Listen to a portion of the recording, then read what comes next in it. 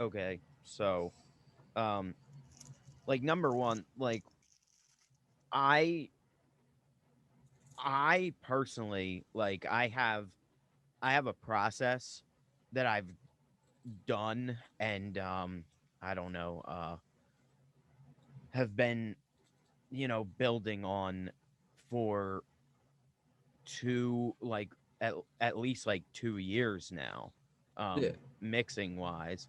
I mean, all my projects are different, but it's all like the same kind of things. Like I record music where there's a drum set, a couple guitars, bass, and some vocals, and maybe some keys or some extra bullshit. But it's more or less it's that. Yeah. And yeah, I have a process, See, I guess and that's a big difference. Is like every like time I make. the way you're describing your mixing scares the absolute shit out of me. I know. I saw your That face. I saw your that shit face. sounds like that shit sounds crazy. But at the same time, none of my shit ever sounds the same. And I'm not saying your shit ever sounds the same, but you can tell you have the same mix, right? And I'm not saying that's a bad thing either. I just don't know like my sound yet. Like I like when I was recording this week, I think I figured my process out. I think I figured out because I looked at all the shit that I was doing right and doing wrong, and I'm now like taking notes on shit in my life, which is people take notes.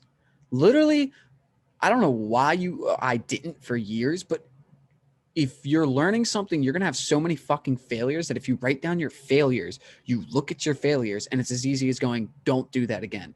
So like take down notes, but like that's what I was doing. I was like sitting here writing down all my failures, and through that I wrote a process out. I was like, oh, so what I was doing wrong was is when I first mixed my track, I mixed my vocals in with the track instead of mixing track, adding vocals, mixing vocals. Like that's the process that many people do. So now I know, okay, well, finish the fucking mix of the track, export it, and then save that. If the track's not finished to a mixing point that you like, then just go to that track, remix it, export that file. So like, I've realized my process, but like, yeah, very chaotic what I do. Like to a point that it like the reason it took me so long this week was like it was like 4 or 5 hours of just trying different plugins and different plugins. Yeah, see, like I have like I- I'm not saying like my process with mixing is not formulaic. Like it's not like But it okay, shouldn't be. yeah, it's not like okay, here's this song we tracked. I'm gonna work on the drums and get these drums sounding like what I think the I final don't trust project people should. who do that. I don't. Well, You because know? it doesn't make sense because like you could mix your drums to sound fucking great if you have your drums soloed. Like add everything else in, it's gonna sound like a clusterfuck. Or even to a point, you could sit here and mix a fucking Gretsch Catalina, and then with the same mixing bus go or the same mix or the same idea of what you're doing with mixing. Like you know how those people are like, this is how you should mix. It's like no, I don't think there's a rule book on mixing. I think there's references, right? But when people are like, this is how you should mix, those people, when they record like a Gretsch Catalina and then they go and fucking record like a Pearl and they record the same drum kit or two different drum kits with the same type of mix, they get two different mixes and one sounds worse than the other, but they're like, this is how you do it. This is how you learned it in college. It's like, no, but like your formula doesn't work because it's a open-ended thing where it's just like sometimes like your references are correct and like that's a good point to stay in your references. I stay in my references, but at the same time, sometimes you might need to get out of that reference like on bass with the 808s. You usually boost around 60. Well, some 808s don't boost around 60. Some 808s you want to boost around 40. Some 808s you want to boost around 80. You know what I mean? But if you sit Hmm. here and boost at 60 all the time, you're gonna have bad mixes. Like so being formulaic is terrible, I think. Like Yeah, so it's problem. it's not that. It's just like I have.